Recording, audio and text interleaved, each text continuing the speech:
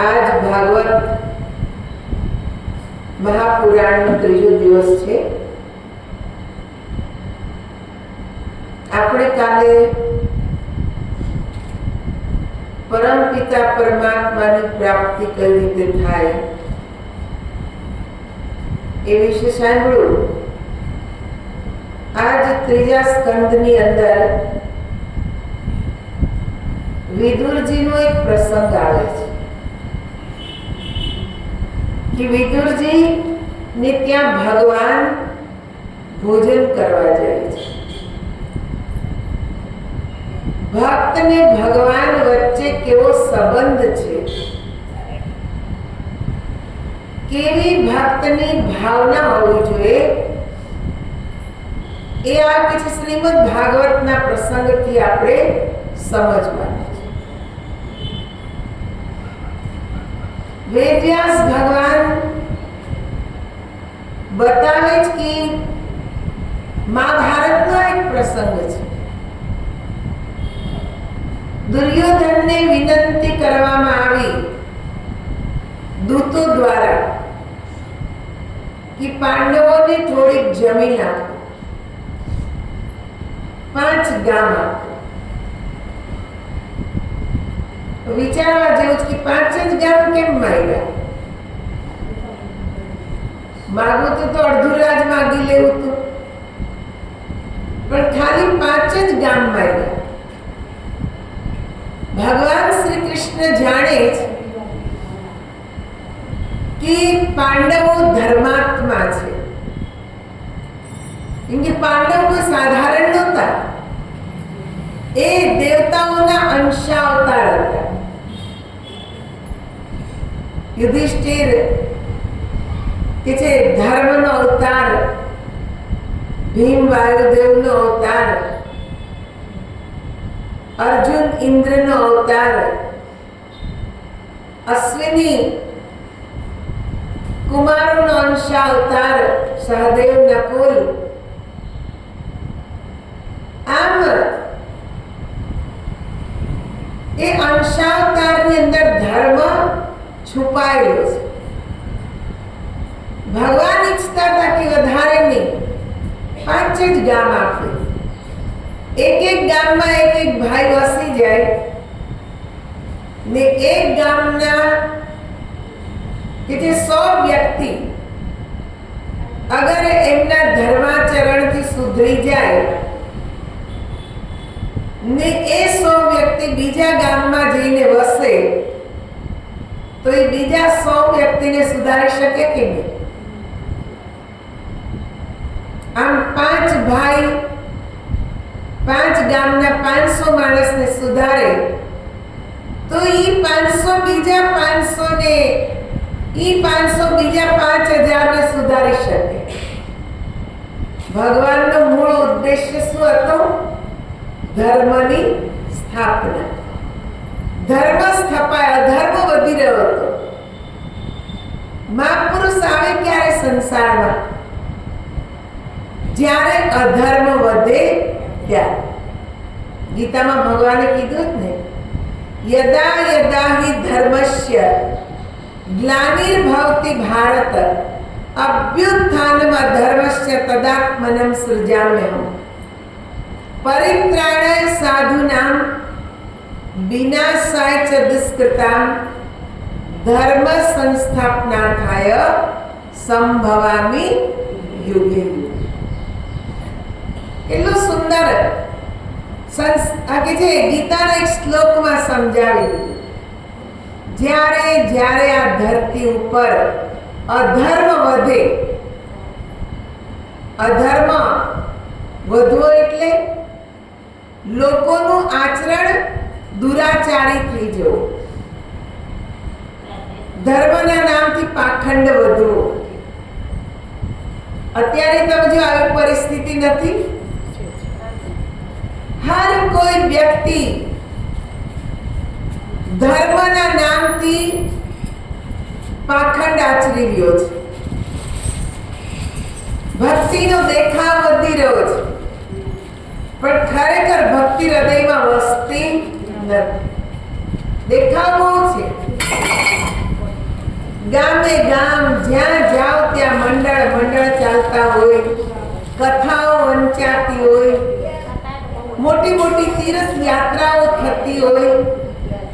અત્યારે તમે જો હમણાં મહાકુંભ હતો, કરોડો માણસો, એક બે ની કરોડોની સંખ્યામાં લોકોએ ત્યાં જઈ સ્નાન કર્યું.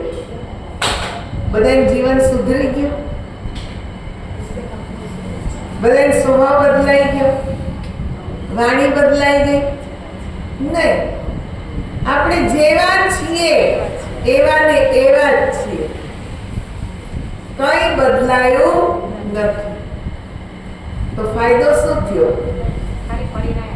હા, ફરીને આવ્યા. મેળ કે જે મુખ્ય ઉદ્દેશ્ય જ આ છે, ફરવાનો. બાકી તીર્થોમાં જઈને જે મેળવવું જોઈએ એ આપણે મેળવતા નથી. અહીંયા વિદુરજીની જે કથા છે એ વિદુરજીની કથા જ સમજાવે છે કે જીવન આપણું બદલાવવું જોઈએ. ભગવાન પ્રયત્ન કરે છે કે 5 ગામ પાંડવોને મળે એમાંથી ધર્મની સ્થાપના થઈ જાય. પણ દુર્યોધન માયનો નહીં. છેવટે ભગવાન સ્વયં વિચારે છે કે હું જાઉં. શાંતિ દૂત બનીને ભગવાન ગયા. જો ભગવાન ધર્મ માટે કેટલું બધું કરે છે. એક દુષ્ટ વ્યક્તિને મળવા પણ તૈયાર થઈ ગયા કે યુદ્ધ કર્યા વગર અગર શાંતિ જો સ્થપાતી હોય તો યુદ્ધ કરવું નથી. કેમ કે યુદ્ધ કઈ સારું નથી. એમાં કેટલાય નિર્દોષ લોકો મરી જાય, કેટલાય કે છે જીવહાનિ થાય, કેટલી ટેકનોલોજી સમાપ્ત થઈ જાય, સંસ્કૃતિ આખી નાબૂદ થઈ જાય. એટલે કોઈ પણ મહાપુરુષ, કોઈ સમજદાર વ્યક્તિ ક્યારેય નહીં ઈચ્છે કે યુદ્ધ થાય. અત્યારની વર્તમાન સ્થિતિ જો, કેટલો આતંકવાદ વધી રહ્યો છે. આપણા દેશના પ્રધાનમંત્રી ધાર્મિક છે, આધ્યાત્મિક છે. ધાર્મિક નહીં, આધ્યાત્મિક છે. ધાર્મિક હોવું ને આધ્યાત્મિક હોવું આમાં ફરક છે. ધાર્મિક વ્યક્તિ એક વાડામાં બંધાઈ જાય, એક પંચ સંપ્રદાયમાં બંધાઈ જાય. આધ્યાત્મિક વ્યક્તિનું હૃદય બહુ વિશાળ હોય. એ બધાને જ માનવતાની નાતે બધાને જ જુએ છે. એ ચાહે તો એક પછી કેટલી મિસાઇલ ઠોકી દે. એક નાનો અમથો દેશ એને નાબૂદ કરવામાં કે છે વાર લાગે નહીં, પણ નથી ઈચ્છતા કે વિનાશ થાય. અગર વાર્તા કરવાથી, શાંતિ વાર્તાથી જો કામ પતતું હોય તો દુનિયાનો વિનાશ થવો જોઈએ નહીં. ભગવાન કૃષ્ણ આ જ વિચારે છે ને ભગવાન કૃષ્ણના સિદ્ધાંત ઉપર એ ચાલી રહ્યા છે કે પહેલા શાંતિ વાર્તા થાય. ભગવાન હસ્તિનાપુરમાં આવવાના છે. સમાચાર ધૃતરાષ્ટ્રને મળ્યા એટલે બહુ તૈયારીઓ થઈ. આખું હસ્તિનાપુર શણગારી દેવામાં આવ્યું. જે માર્ગેથી આવવાના એ માર્ગને શણગારી દીધો. ધૃતરાષ્ટ્ર સ્વયં સ્વાગત માટે જાય, દુર્યોધન બધાને લઈ. એ ભીડમાં નારદજી પ્રજાની વચમાં, વિદુરજી પ્રજાની વચમાં જઈને ઊભા છે. વિદુરજીની અંદર ભાવ છે કે આજ મારા પ્રભુ આવે છે. બીજા બધા કે છે રાજ પુરુષો છે, પણ એની અંદર ભાવ કેવો, શાંતિ દૂત આવે છે. પણ દાદા ભીષ્મ, ગુરુ દ્રોણાચાર્ય, વિદુરજી આવા આંગળીના વેઢે ગણાય એટલા જ લોકો હતા જે કૃષ્ણને સમજી શકતા હતા. કૃષ્ણ કોણ છે એની એને ખબર હતી. બાકી તો બધા એને સાધારણ જ માનતા હતા. જેમ તમે ને હું છીએ એમ કૃષ્ણને સાધારણ વ્યક્તિ સમજતા હતા, પણ જેણે અંતર જગતનું જ્ઞાન પ્રાપ્ત કર્યું છે એવા મહાપુરુષોને દાદા ભીષ્મ, ગુરુ દ્રોણાચાર્ય, વિદુરજી અને ખબર છે કૃષ્ણ કોણ છે ને એનું સ્વાગત બહારના દેખાવથી નહીં, હૃદયના ફૂલોથી થાય, હૃદયનો ભાવ ઉમળવો જોઈએ. એટલે જ વિદુરજી પ્રજાની વચમાં જઈને ઊભા છે. એને અંદરથી ભાવ છે કે ભગવાન મારે ત્યાં ભોજન કરવા આવે તો સારું. ને દુર્યોધને એટલા જાતના પકવાન બનાવડાવ્યા છે કે અમારે ત્યાંનું ભોજન કરે, અમારા થઈ જાય, પછી અમારી જ વાત માને. ભગવાન આવ્યા, સ્વાગત થયું, પણ ભીડમાં કે જ્યાં ભાવ હોય ને ત્યાં જ ભગવાનની દ્રષ્ટિ જાય.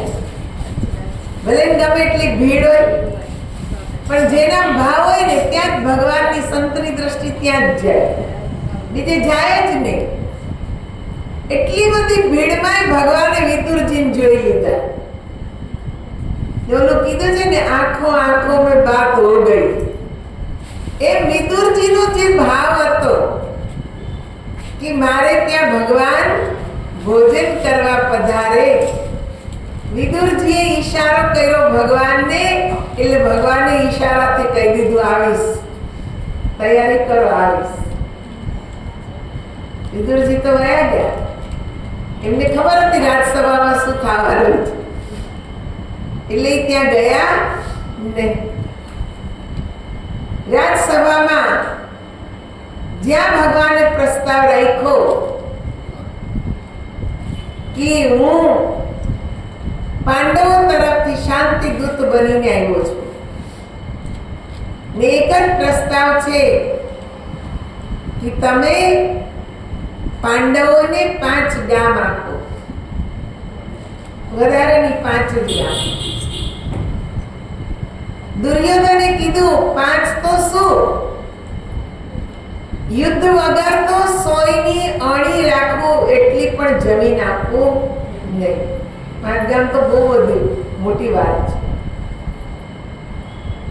પણ તમે જો કે આજે શાંતિ વાર્તા થવાની પહેલા ભગવાન ને ક્યાં લઈ જાય છે? રાજભવનમાં જલપાન કરાયું, મેવા મિષ્ટાન ધરવામાં આવ્યા, પણ ભગવાને એક બટકું મોઢામાં મૂક્યું નહીં. આગ્રહ કર્યો ભોજન તૈયાર છે, ભગવાને કીધું નહીં. અત્યારે હું શાંતિદૂત બનીને આવ્યો છું, જ્યાં સુધી શાંતિ વાર્તા ન થાય ત્યાં સુધી હું તમારું અન્ન ગ્રહણ કરું નહીં. અન્ન ગ્રહણ કરું યાની નમકના ઋણી થઈ જાઉં, પછી એના પક્ષમાં બોલવું પડે. ભગવાન કહેવા લાગે હું કઈ વેચાવ નથી, મને મારી નીતિ ખબર છે, મારી મર્યાદા ખબર છે, એટલે અત્યારે હું અન્ન ગ્રહણ કરીશ નહીં. શાંતિ વાર્તા થઈ, ઘસીને ના પાડી દીધી કે 100ની અણી જેટલી એ જમીન નહીં. વાર્તા પૂરી થઈ ગઈ, યુદ્ધ નિશ્ચિત થઈ ગયું. કે આ પ્રસંગ તો બહુ ગહન છે, પણ આપણે જે મૂળ વાત પર જવાનું છે તરફ આપણે જઈએ. ભગવાન વિદુરજીને ત્યાં જાય છે. વિદુરજીને વિદુરાણી ભગવાનના નામમાં લીન છે, ધ્યાન સ્મરણ કરી રહ્યા છે. અંદરથી દુઃખ થાય છે કે આવશે કે નહીં, પ્રભુ આવશે કે નહીં, એટલે પ્રાર્થના કરી રહ્યા છે કે આવે તો સારું. ને ભગવાને દરવાજા ખટખટાવ્યા. વિદુરજીએ જેવું દ્વાર ખોલ્યું તો સામે તો ત્રિલોકીનાથ, કે ભાવ એનો છે એને જ દેખાય. ખુશ થઈ ગયા કે પ્રભુએ મારી પ્રાર્થના સ્વીકાર કરી લીધી. કીધું પ્રભુ હું તો અહીંયા ગંગાના કિનારે આ ઝૂંપડી બાંધીને રહું છું. દુર્યોધનના અન્નનો હું પણ સ્વીકાર કરતો નથી. નદી કિનારે જે કે છે શાક પાંદડા થાય એની જ ભાજી બનાવીને ખાઉં છું. તમારા માટે મેં આજે જ બનાવી છે. ભગવાન કે જલ્દી આપો, મને બહુ ભૂખ લાગી છે કાકા, જલ્દી મને આપો ભાજી. એ ભગવાન એટલા ભાવથી કે છે ભાજી ખાધી. કેમ કે વિદુરાણીનો પણ ભાવ, વિદુરજીનો પણ ભાવ, ભગવાન ભાવના ભૂખ્યા છે. એને ધન દોલત સાથે કઈ લેવા દેવા નથી. ભગવાન શું કે છે? ભાવ કાબू खाऊं मैं और भाव ही एक सार है, भाव से मुझको भजे तो भव से बेड़ा पार है। अन्न धन और वस्त्र भूषण मैं कभी लेता नहीं, भाव से एक फूल भी दे तो मुझे स्वीकार है। भाव काबू खाऊं मैं और भाव ही एक सार है। શું કે છે ભગવાન? ભાવ તો ભૂખ્યો છે. જ્યાં ભાવ છે ત્યાં બધું જ છે. ભાવ વગર મને કોઈ ગમે એટલા કે છે અન્ન ધન વસ્ત્ર ભૂષણ આપે પણ હું લેતો નથી. ભાવથી કોઈ ફૂલને આપી દે તોય હું લઈ લઉં. ભાવ, વિદુરજીની અંદર ભાવ છે, પ્રેમ છે ભગવાન પ્રત્યે. એટલે જેવી ભાજી આપી ભગવાન પ્રેમથી એને ખાવા લાગ્યા. થોડોક પ્રસાદ વિદુરજીને આપ્યો, વિદુરાણીને આપ્યો. થોડીક ભાજી બચી. ભગવાને કીધું આ ભાજી મને એક વાટકીમાં આપો, મારે દુર્યોધનને ત્યાં લઈ જવાની છે. એ કે છે લઈ લીધી. હવે વિચાર કરો કેવો પ્રેમ હશે કે જ્યાં ભગવાન સામેથી માંગે છે. આપણે કોઈ ત્યાં ગયા હોય તો આપણે માંગીએ, શરમ આવે. કેમ માંગવું? પણ પ્રેમ હોય તો ફટ માંગી લે. આ મને આપી દે. ખબર છે કે આની અંદર મારા પ્રત્યે પ્રેમ છે. પ્રેમ છે ત્યાં ભેદ નથી, ને જ્યાં ભેદ છે ત્યાં પ્રેમ નથી. અહીંયા વિદુર વિદુરાણીને ભગવાનની વચ્ચે ભેદ નથી. ભક્ત ને ભગવાન બંને એક છે. એટલે જ ભગવાને ભાજી માંગી લીધી કે આ મને આપો. વિદુરજી આપી દીધી. ભગવાને આશીર્વાદ આપી દીધા. ને ત્યાંથી જ્યારે દુર્યોધનના મહેલમાં ગયા તો દુર્યોધનને ટીકડી કરવાનું મન થયું. કરીએ એવા ભોજન. અહીંયા અમારા ભોજન ટુકરાવી દીધા. 32 જાતના પકવાન બનાવ્યા હતા. ભગવાન કે હા કરીને આવ્યો, તમારા માટે લાવ્યો છું. બધાને થોડોક થોડોક કે છે ભાજી, થોડીક થોડીક ભાજી આપી કે ખાઓ. આ વિદુરાણીએ બનાવેલી છે. બધાએ ખાધી પણ આંગળા ચાટતા રહી ગયા. ભગવાન પાસે કર્ણ માંગે છે કે હજી આપણને ભગવાન કે પ્રસાદ એટલો જ હોય, વધારે હોય ને આ તો પ્રસાદ છે. ભક્તના પ્રેમનો પ્રસાદ છે. આની આગળ તમારા 32 પકવાને ફીકા પડે. એટલો સ્વાદ એની અંદર ભગવાને મૂકી દીધો. પ્રેમમાં બહુ સ્વાદ છે, પ્રેમમાં જ આનંદ છે. એટલે તો મીરાએ ભગવાનને પ્રેમ કર્યો. એણે શું કીધું? પ્રેમ હો તો શ્રી હરિ સે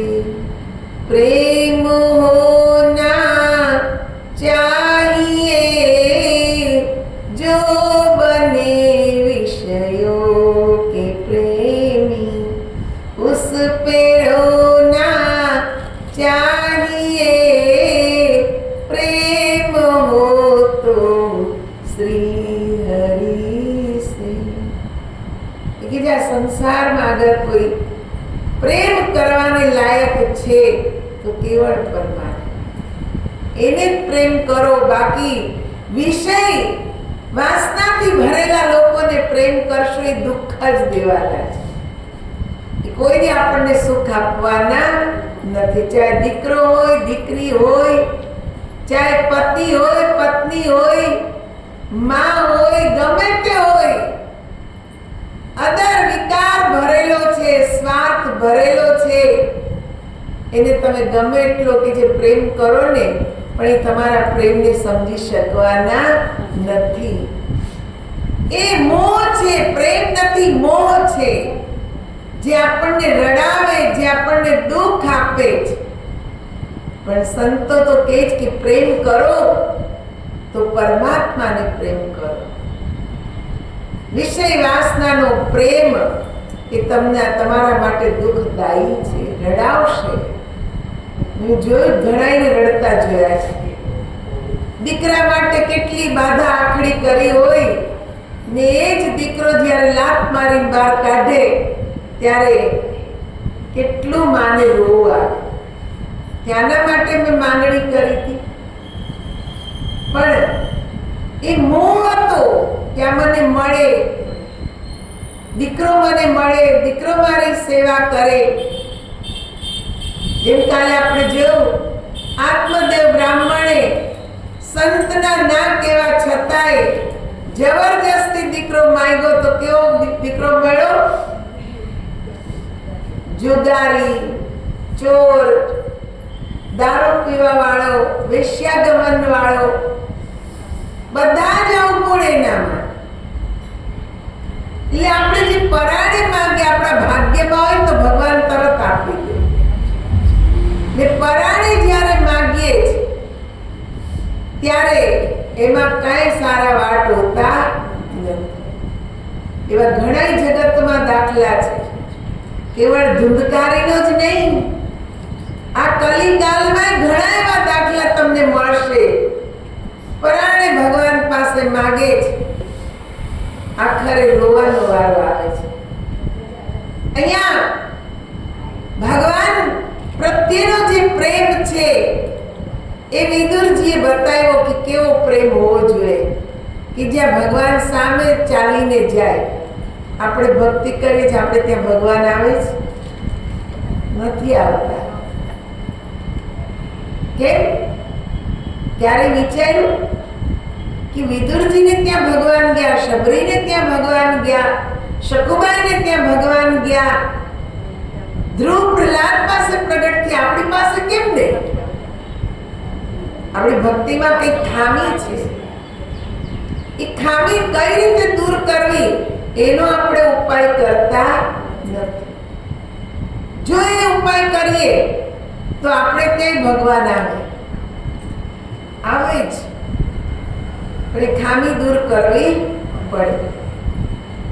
નિષ્કામ ભાવથી ભક્તિ કરતા શીખવું પડે, જે વિદુરજીએ કરી. હવે જો દુર્યોધનની સભામાં જે ઇનકાર થઈ ગયો, આખરે અંતે વિદુરજીને એમ થયું કે એકવાર હું હવે ધૃતરાષ્ટ્રને સમજાવું. યુદ્ધ તો નિશ્ચિત થઈ ગયું છે, પણ એકવાર હજી હું પ્રયાસ કરું. એટલે સમય જોઈ ને વિદુરજી ગયા ધૃતરાષ્ટ્ર પાસે કે ભાઈ, દુર્યોધનની બુદ્ધિથી તમે જે કામ કર્યું સારું કર્યું નથી. પાંડવોનો હક છે, અધિકાર છે, એમને એના અધિકારનું રાજ્ય આપી દો. આમાં આખા વંશનું નિકંદન જાશે, આપણો જ વિનાશ છે, તમે થોડુંક સમજી જાઓ. પણ ધૃતરાષ્ટ્રને પોતાની તો આંખો છે જ નહીં, દુર્યોધનની આંખોથી જુએ છે, એની બુદ્ધિથી નિર્ણય લે છે. એટલે ધૃતરાષ્ટ્રે વિદુરની વાત માની નહીં. ને આ વાત દુર્યોધનને ખબર પડી ગઈ કે વિદુરજી મારા પિતાને સમજાવવા ગયા છે. એટલે સભામાં બોલાવ્યા ને વિદુરજીનું અપમાન કર્યું દુર્યોધને. કે તમને શું અધિકાર છે કે તમે એક રાજાને ગુપચુપ રીતે મળવા જાઓ ને તમે એને સમજાવો તમે હવે આ સભાના મંત્રી તરીકે રહેવાને લાયક નથી, તમે અહીંયાથી નીકળી જાઓ. જેવું વિભીષણને થયું ને એવું જ વિદુરની સાથે. વિભીષણે નહોતા ઈચ્છતા કે યુદ્ધ થાય, વિદુરજીએ નહોતા ઈચ્છતા કે યુદ્ધ થાય, એટલે જ સમજાવવા ગયા. ભક્તિ છે પણ ભગવાન સુધી પહોંચાતું નથી, કેમ કે ભાઈનો મોહ છે. મેં કાલે કીધું તું મોહ જ જેનો આપણને મોહ એની જ આપણને લાત મારે ને ત્યારે જ છૂટે મોહ, એના વિના છૂટતો નથી. વિદુરને પરાણે કાઢ્યા, તમે અમારી સભામાંથી નીકળી જાઓ, આજથી આ સભામાં તમારે આવવાનું નહીં, મંત્રી પદથી રાજીનામું આપી દો. ને આ હંમેશા યુગોથી ચાલતું આવ્યું છે. જે સીધા સાદા માણસો હોય ને સાચા, એને એની સાચી વાત સાંભળવી કોઈને ગમતી નથી. સાચી સલાહ આપવા જાઓ એટલે તમે જ અળખામણા થાવ, તમારા જ અવગુણ એને દેખાય, તમને જ કાઢે, તમે જાઓ અહીંયા. એટલે અમારા મનમાં એનું જે કરવું હોય થાય, તમારી સલાહની જરૂર નથી. વિદુરજી નીકળી ગયા. વિદુરજીએ નક્કી કર્યું હવે આ હસ્તિનાપુરમાં રહેવાય નહીં, ને ત્યાંથી એ તીર્થ યાત્રા કરવા નીકળે છે કે હવે એક જ ઉપાય છે, આત્મકલ્યાણ. જ્યારે બધા તરફથી મન છૂટે, આપણો મોહ ભંગ થાય, ત્યારે આત્મકલ્યાણ જ સૂજે. હવે આત્મકલ્યાણ કરું, બાકી કઈ હવે કરવું નથી. બધું જોઈ લીધું, બધી ઠોકરો ખાઈ લીધી, જાત જાતના અપમાન સહન કરી લીધા. હવે એક જ રસ્તો છે, સ્વયં પોતાનો ઉદ્ધાર. એટલે વિદુરજી તીર્થ યાત્રા કરવા નીકળે છે ને બધા તીર્થોમાં ફરતા ફરતા એમનો ઉદ્દેશ્ય આપણા કરતા જુદો છે. આપણો ઉદ્દેશ્ય છે ખાલી ફરવાનો, ને એમનો ઉદ્દેશ્ય છે આત્મ કલ્યાણ. એટલે જે તીર્થોમાં જે સાધુ સંત બેસી ને પ્રભુ ભજન કરતા હોય એની પાસે જાય ને ત્યાં બેસીને કે છે આત્મજ્ઞાનની ચર્ચા કરે, આત્મજ્ઞાનનો વાર્તાલાપ થાય કે કઈ રીતે કે છે આ આત્માનો ઉદ્ધાર થાય, એના વિશેની ચર્ચા હોય. એમને એવું નથી ત્યાં તીર્થમાં જઈને સ્નાન કરી લેવું, જે મંદિર હોય ત્યાં માથું નમાવીને આવતા રહેવું, એવું નહીં. તીર્થોમાં રોકાય, સંતોની પાસે રહે, એમની સેવા કરે, એમની સાથે સત્સંગ કરે. જ્ઞાન ફરતા ફરતા ફરતા પ્રભાસ ક્ષેત્રમાં પહોંચે છે. ક્યાંય કે જે પ્રભાસ ક્ષેત્રમાં નદીમાં સ્નાન કર્યું, ભગવાન સોમેશ્વરનાથના દર્શન કર્યા, પ્રથમ જ્યોતિર્લિંગ એમના દર્શન કર્યા. ત્યાં કે છે ત્યાંથી નીકળે છે ને ધીરે ધીરે મથુરા વૃંદાવન ફરતા ફરતા મથુરા વૃંદાવન પહોંચે છે. યમુનાજી માં જઈને સ્નાન કર્યું, ત્યાં તીર્થમાં બેઠેલા સંતોને મળ્યા. એમણે પ્રશ્ન કર્યો કે કઈ રીતે મુક્તિ થાય, જો અંતે જીવનો એક જ ઉદ્દેશ્ય છે મુક્ત થવું. કોઈ પણ હોય, કોઈ પણ ભક્ત હોય, કોઈ પણ સંત હોય, એનો અંતે એક જ ઉદ્દેશ્ય હોય છે કે કઈ રીતે મુક્ત થવાય. આ બધાથી મુક્ત થવાનું છે, સંસારથી, શરીરથી, દરેક રીતે. ને મુક્ત થવાય તો જ શાંતિનો અનુભવ થાય, આનંદ મળે. જે આનંદ બ્રહ્માનંદ કહેવાય, બ્રહ્મનો આનંદ. ત્યાં જીવતા જ અનુભવ કરવાનો, મર્યા પછી નહીં. કોઈ એમ કે મર્યા પછી મુક્ત થવાય, કોણ જોવાનું? એ તો મરેલાને જ ખબર પડે કે મુક્ત થયા કે નહીં, ક્યાં એની આત્મા ગઈ. પણ જીવતા જ મુક્ત થવું એ મહત્વનું છે. જીવતા જ આપણે બધા જ વિષય વિકારોથી છૂટી જઈએ.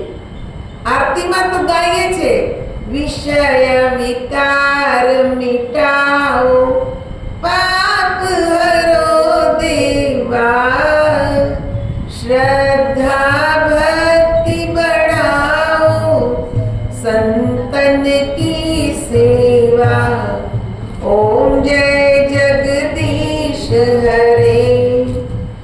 શું કીધું? વિષય વિકાર મિટાઓ, પાપ હરો દેવા. ત્યાં તો કહી દીધું કે વિષય વિકારોને દૂર કરો, પણ એમ નામ થાય. શું કે છે?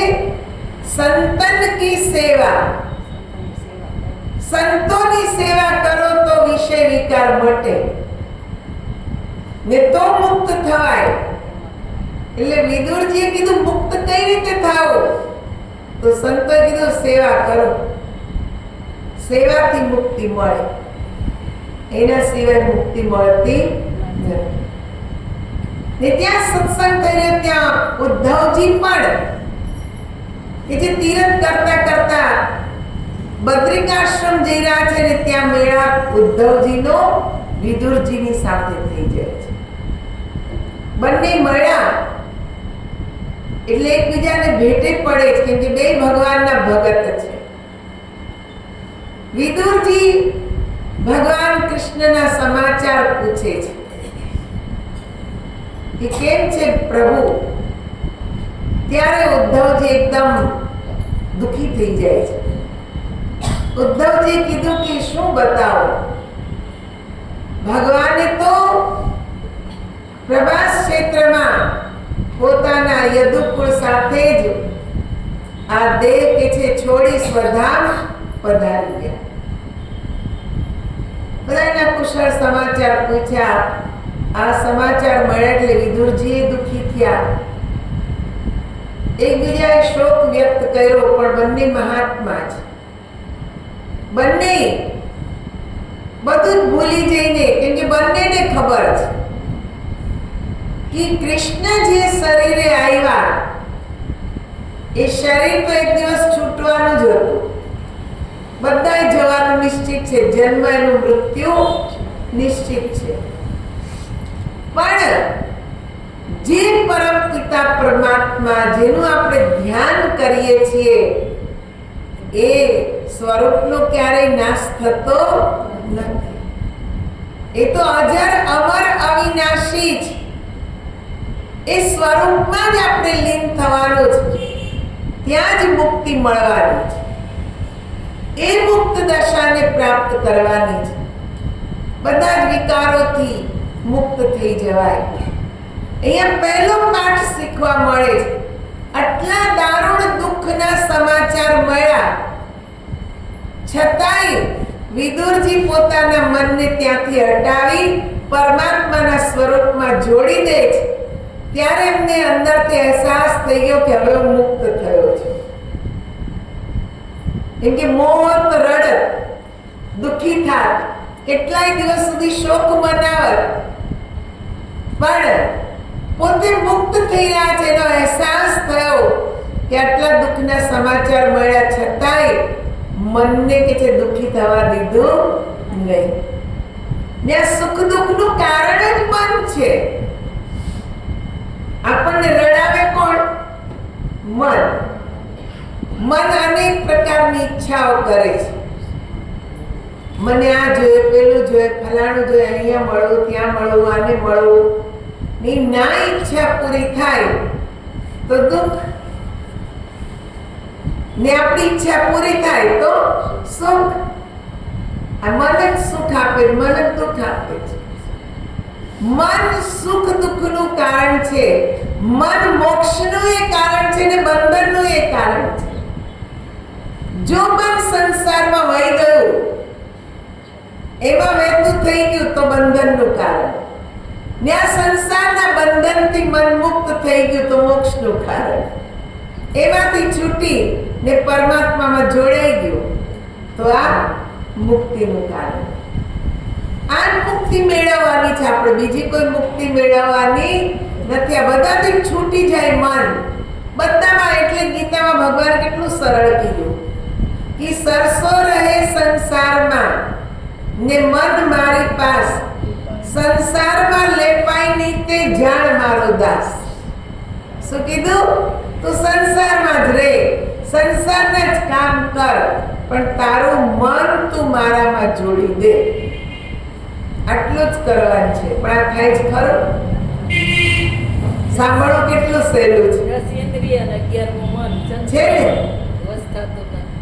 આ સાંભળવાનું સહેલું, કરવાનું સહેલું નથી. હમણાં એમ કીધું હોય કે લગ્નમાં જવાનું છે, હમણાં જ કોઈ ભાઈ તમારા કે છે સમાચાર લઈને આવે, ચાલો બા લગ્નમાં જવાનું, તો અહીંયા સત્સંગ મૂકીને જેવા આપણે પહોંચી જશે. સંસાર પહેલા વાલો લાગે, તરત દોડીએ છે. પણ આપણે એમ નથી કહી શકતા કે ના ના તમે લોકો લગ્નમાં જાઓ, મારે તો આજ કથા જ સાંભળવાની છે. એમ આપણે કહી શકતા નથી. એટલે સાંભળવું સહેલું છે પણ કરવું સહેલું નથી. જો એ કરવાનું સહેલું થઈ જાય તો સમજવાનું કે હવે આપણે મુક્ત થઈ ગયા. આટલું જ છે. પરીક્ષા અહીંયા જ છે બસ. ઘણીવાર કોઈને મેં કીધું હોય ને કે સત્સંગમાં આવજો, પછી આવે નહીં, બીજે દિવસે પૂછું કેમ નહોતા આવ્યા? અરે મહેમાન આવી ગયા હતા, આ બંધન. હે આપણે એવું નથી કહી શકતા મહેમાનને કે કઈ વાંધો નહીં તમે આવ્યા, ચાલો મારા સાથે સત્સંગમાં. આપણે એવું નથી કહી શકતા. કઈ વાંધો નહીં, 2 કલાક બેસવું જ છે ને, ચાલો સત્સંગમાં આપણે થોડીક વાર સત્સંગ કરીને આવીએ, પછી આપણે બેસશું. હે ને? આવું કેનાર ભક્તોય છે. મેં એવાય જોયા છે કે મહેમાનને લઈને જોડે આવે કે ચાલો મારી સાથે, પછી આપણે બેસીને વાતો કરશું, અત્યારે આપણે સત્સંગ કરી દઈએ. પણ આ જેટલું કે જે સહેલું, સાંભળવું સહેલું છે, એટલું કરવું સહેલું. જો એ આવડી જાય તો સમજવાનું કે હવે આ મન ભક્તિના રંગમાં રંગાડો છે, હવે રંગ લાગ્યો છે. એટલે એને સંસારનો રંગ ચડવાનો નથી. એટલે તો કબીર સાહેબ કે મનના રંગાય રંગાય જોગી કપડા. એટલે મન તો રંગ્યું નહીં ભક્તિના રંગમાં, કપડા રંગી નાખ્યા. આપણે ડ્રેસ બનાવી દીધા સત્સંગના, હે ને? ડ્રેસ પહેરી લીધા એટલે આપણે ભક્તિના રંગે રંગાઈ ગયા? નહીં, એ તો ખાલી ડ્રેસ જ છે. હજી મન પર રંગ ચડ્યો નથી. મીરાબાઈ શું કે છે? શ્યામ પિયા. શું કે છે? હે શ્યામ, श्याम पिया मोरी रंग दे चुनरिया, ऐसी रंग दे रंग नाई छूटे, धोबिया धुए चाहे सारी उमरिया. हे श्याम, तुम्हारी चुंदड़ी ने रंग कई चुंदड़ी? 12वीं नहीं, मन रूपी चुंदड़ी. એને કીધા મન રૂપી ચુંદડીને તું રંગી દે. એવી રંગ કે ધોબી, ધોબી કોણ? આપણી નિંદા કરવા વાળા. એ ગમે એટલી નિંદા કરે તોય રંગ ઉતરવો જોઈએ નહીં, ભક્તિનો રંગ ઉતરવો જોઈએ નહીં.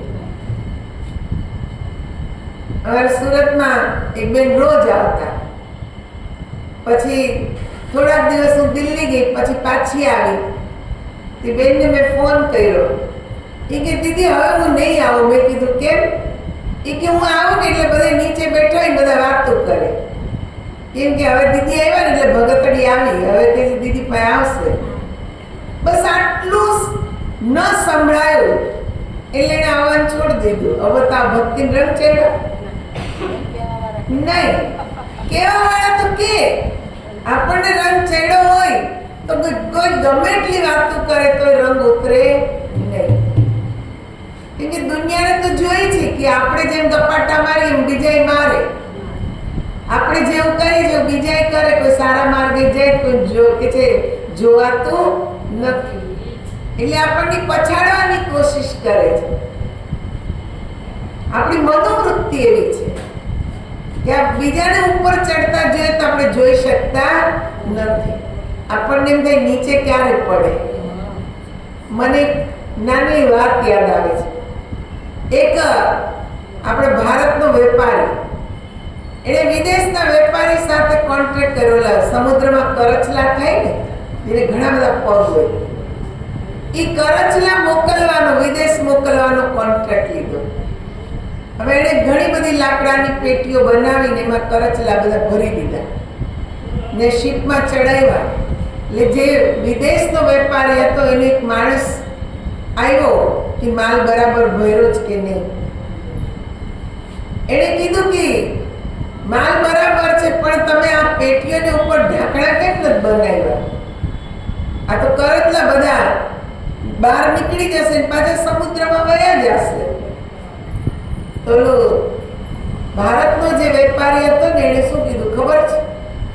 એ કે આ ઇન્ડિયાના સમુદ્રના કરચલા છે, એક ઉપર ચડશે ને તો બીજા 10 એનો ટાંગો ખેંચી નીચે પછાડશે, એને ઉપર ચડવા દેશે નહીં.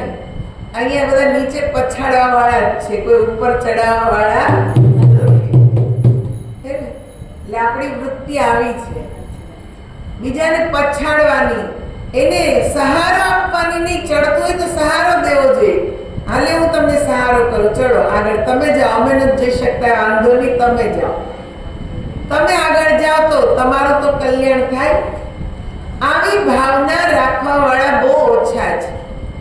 એટલે મીરાએ કીધું કે હે શ્યામ, મારી આ મનરૂપી ચુંદડી ઉપર ભક્તિનો એવો રંગ ચડે, એવો રંગ ચડે કે ધોબી ગમે એટલી કે છે ધોએ, ગમે એટલી નિંદા કરે, પણ ભક્તિનો રંગ ઉતરવો જોઈએ નહીં.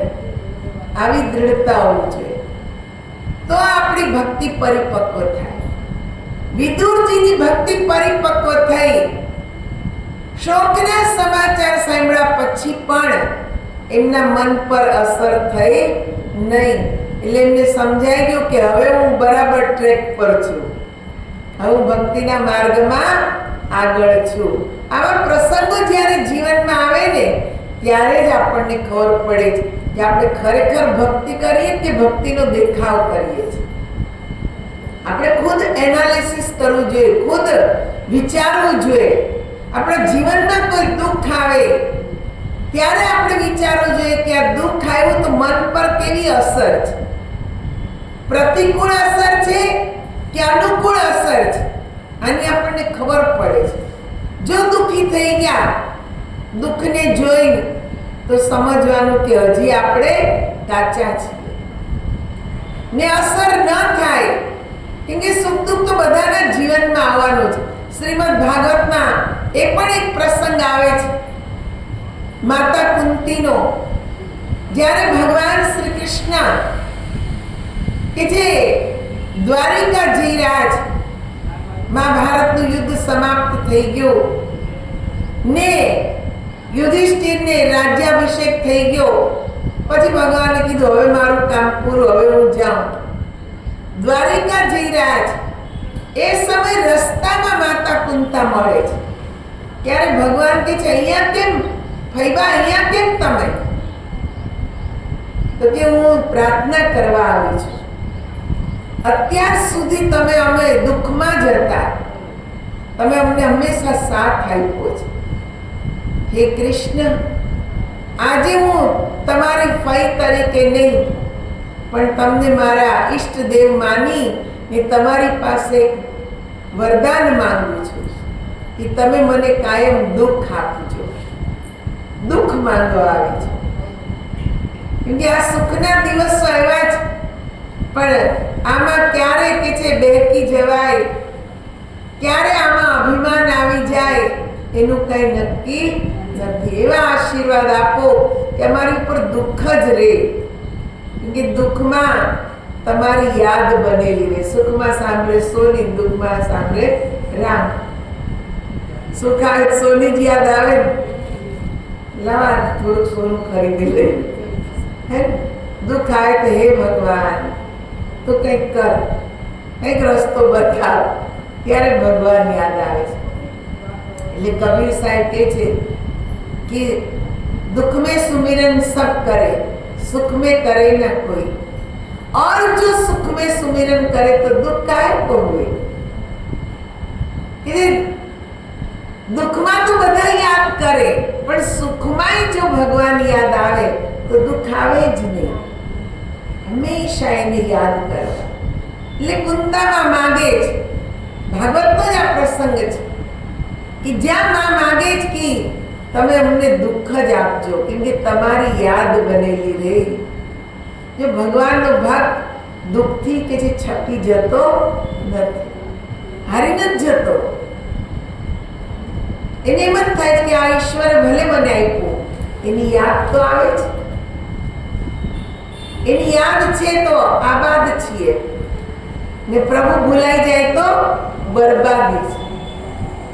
याद है तो आबाद, नहीं तो जीवन बर्बाद. प्रभुनी याद છે તો આપણે આબાદ છીએ. વિદુરજીને અહીંયા નક્કી થઈ ગયું કે હવે મારું જીવન રાઈટ ટ્રેક પર જઈ રહ્યું, ભક્તિના માર્ગમાં જઈ રહ્યું. સર્વનો આત્મા પરમાત્મા સ્વરૂપ છે એવું વિદુરજીને હવે દેખાઈ રહ્યું છે કે દરેકની અંદર એક જ પરમાત્મા. આ ભાવ એમનામાં જાગૃત થઈ ગયો. એક બીજો પ્રસંગ આવે છે કપિલ ભગવાન ને માતા દેવહૂતિનો. જો કે માતા દેવહૂતિ ને ત્યાં કપિલ ભગવાને જ્યારે જન્મ લીધો, પ્રભુના કે છે પારબ્રહ્મ શક્તિના અંશા અવતાર છે કપિલ ભગવાન. અને એ સમયે એમણે અનેક પ્રશ્ન દેવહૂતિને, અરે કપિલ ભગવાનને દેવહૂતિએ કર્યા. સૌથી પહેલો પ્રશ્ન એ જ કરે છે કે આ મનને શાંતિ કઈ રીતે મળે. પહેલો જ પ્રશ્ન એ કર્યો. આજ બધા નાની જ જરૂર છે, ચાહે દેવતાઓની માં હોય, ચાહે રાક્ષસોની માં હોય, ચાહે સાધારણ માં હોય, ચાહે ભગવાન હોય, સંત હોય, ભક્ત હોય, સાધારણ ગ્રસ્તી જીવ હોય, દરેકને મનની શાંતિ જોઈએ છે. એટલે પહેલો જ પ્રશ્ન કર્યો કે મનને કેવી રીતે શાંતિ મળે. બીજો પ્રશ્ન કર્યો વૈરાગ્ય કેવી રીતે થાય, ને ત્રીજો પ્રશ્ન કર્યો મુક્તિ કેમ મળે. બધા મુક્તિ માંગે છે. અહીંયા પણ એક પ્રસંગ છે, મનની શાંતિ ક્યારે મળે. આપણે એની ચર્ચા શ્રીમદ ભાગવત દ્વારા 3 દિવસથી સાંભળીએ છીએ કે પરમ પિતા પરમાત્મા શું છે? સચ્ચિદાનંદ સ્વરૂપ. શું છે? સચ્ચિદાનંદ સ્વરૂપ. એ સત્ય સ્વરૂપ છે. એમાં આપણું ચિત્ત લાગે તો આપણને આનંદ મળે. સંસારના પદાર્થોને મેળવવાથી મનને શાંતિ મળતી નથી. તો તમને એક નાનકડી વાત બતાવો. એક પ્રોફેસર હતા, તીર્થરામ, કોલેજના પ્રોફેસર, ને કોલેજથી સમય મળે એટલે સંતોની સંગતમાં બેસે. એટલે ઘણી બધી વાતો મન વિશે સાંભળેલી. મન હસાવે, મન રડાવે, મન સુખ આપે, મન દુઃખ આપે, મન બંધન કરાવે, મન મુક્તિ આપે. આવા બહુ કેટલી સત્સંગ એમણે સાંભળ્યા. આજે જ્યારે કોલેજથી ઘર તરફ જઈ રહ્યા છે તો રસ્તામાં કે જે ભજીયાવાળાની દુકાન આવી ને ત્યાં ભજીયા બની રહ્યા હતા. એટલે ભજીયા બને એટલે ખુશ્બુ આવે, સરસ મજાની ખુશ્બુ આવેલી હતી. એટલે એમને ભજીયા ખાવાનું મન થયું. એ કેટલા ભજીયા ખાવ. ગયા દુકાને જઈને પૂછ્યું કે 100 ગ્રામ ભજીયા કેટલાના? એ સમય એટલી સોંધાઈ કે 1 રૂપિયાના 100 ગ્રામ. એટલે અંદર ખિસ્સામાં હાથ ગયો, પછી વિચાર આવ્યો આ મને આજે ભજીયા ખાવાનું વિચાર્યું કાલે બીજું માંગશે, આજે ભજીયા આપીશ તો કાલે બીજું માંગશે. ભજીયા ખાવા નથી. દુકાનના પગથિયા ઉતરી ગયા, થોડુંક આગળ ગયા, વળી પાછું મન બળવો કર્યો, નહીં ભજીયા ખાઈ જ લે, કેટલી સરસ ખુશ્બુ આવે. પાછા દુકાને ગયા, વળી પાછો અંદરથી સાત્વિક ભાવ જાગ્યો, ભજીયા આજે તો ખાઈશ ને કાલે બીજું માંગવાનું જ છે આ મન, એટલે ખાવા જ નથી. વળી દુકાન ઉતરી ગયા. આમ એક વાર ની, બે વાર ની, ઈ 10 વાર દુકાનના પગથિયા ચડ્યા ને ઉતર્યા, ચડ્યા ને ઉતર્યા. 11મી વાર તો મને એટલો બળવો કર્યો ને કે નહીં, ભજીયા લઈ જ લે, ખાવા જ છે. એટલે એમણે 1 રૂપિયો કાઢ્યો ને ભજીયા લઈ લીધા. એટલે પડીકામાં ભજીયા બાંધી દીધા, ભજીયા લઈને ઉતરી ગયા ને બરાબર ધૂળનો ઢગલો હતો ને એમાં નાખી દીધા, બધા ધૂળમાં રગદોળી દીધા. પછી પાછા ઓલા કાગળમાં લઈને મનને કે લેખા, ભજીયું ખાવું ને લેખા, તારે ભજીયું ખાવું ને લેખા. પણ ધૂળવાળું ભજીયું જાય મોઢા, એ જાય જ નહીં. ને બધા ફેંકીને પાછા ગયા. ત્યારે જ કે છે એમને એટલો વૈરાગ્ય જાગ્યો કે તીર્થ રામમાંથી સ્વામી રામ તીર્થ બની ગયા. એક જ પ્રસંગ જીવનનો, એને કોલેજની પ્રોફેસરી છોડી ને પોતે સંત બની ગયા. બતાવો, આટલો વિજય પ્રાપ્ત કર્યો. મન કેટલું બળવો કરે છે. આપણું મને આવું કરતું હશે કરે, પણ આપણે વિજય મેળવી શકતા નથી. મને કીધું એટલે કરી જ નાખવાનું. આપણે મનના ગુલામ થઈ ગયા છે, મન જેમ કરવાનું. એટલે કપિલ ભગવાન કે છે માતા દેવહૂતિને, માં મનની શાંતિ જોઈએ છે તો આ મનને વિષય રસમાંથી મુક્ત કરવું પડશે. આ જ વાત ભગવાન કૃષ્ણ ગીતામાં અર્જુનને સમજાવે છે. એની મોહ ઉત્પન્ન થયો, અશાંત થઈ ગયો અર્જુન ને પોતે કે છે ગાંડીવ નીચે મૂકી રથના પાછલા ભાગમાં જઈને બેસી ગયો ને કૃષ્ણને કે હવે આ લડાઈ મારાથી નહીં થાય. કેમ? તો કે સામે મારા બધા સગા સ્નેહી છે, ગુરુ છે, દાદા ભીષ્મ છે, આ બધાની સામે હું યુદ્ધ કેવી રીતે કરીશ?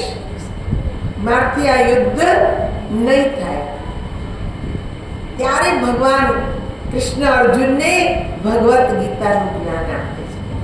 ત્યાં ભગવાને કીધું, અર્જુને કીધું મારું મન બહુ ચંચળ થઈ ગયું. ચંચલી મન કૃષ્ણ પ્રમાર્થી બલવદ ગુણમ તસ્યામ નિગ્રહ મન્યે વાયોરીષુ દુષ્કરમ. કે મારું મન અતિ બળવાન, અતિ ચંચળ, મારું મન વિચલિત થઈ ગયું છે, આને હું વશમાં નથી કરી શકતો. ત્યારે ભગવાન કૃષ્ણ કે તારી વાત સત્ય, નિસંદેહ અસંશય મહાબાહો મનોર દુર્નિગ્રમ ચલમ અભ્યાસંતુ કૌંતેય વૈરાગ્ય ચલિયતે.